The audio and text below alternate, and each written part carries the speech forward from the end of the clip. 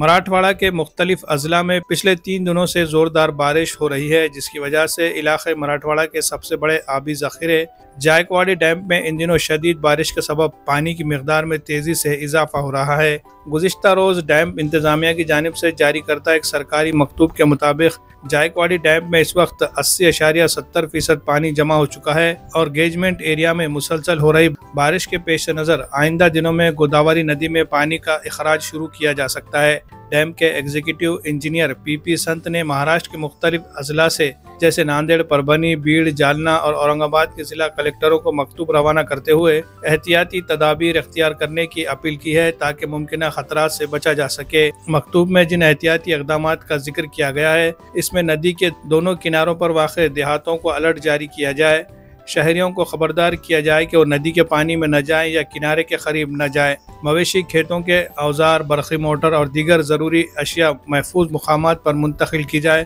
کسی بھی جانی نقصان سے بچنے کے لیے تمام محکمے فوری احتیاطی اقدامات کرے۔ لوکل ڈیزاسٹر مینجمنٹ نظم و نسق ٹیموں کو چوکنا رہنے کی ہدایت دی گئی ہے۔ مزید یہ بھی کہا گیا ہے کہ گیجمنٹ ایریا سے پانی کی لگاتار آمد کے سبب جائکواڑی ڈیم سے گوداوری ندی میں پانی چھوڑنے کا فیصلہ کسی بھی وقت کیا جا سکتا ہے، جس کے لیے ضلع انتظامیہ کو پیشگی تیاری کی ہدایت دی گئی ہے۔ Bureau report MCN Urdu news.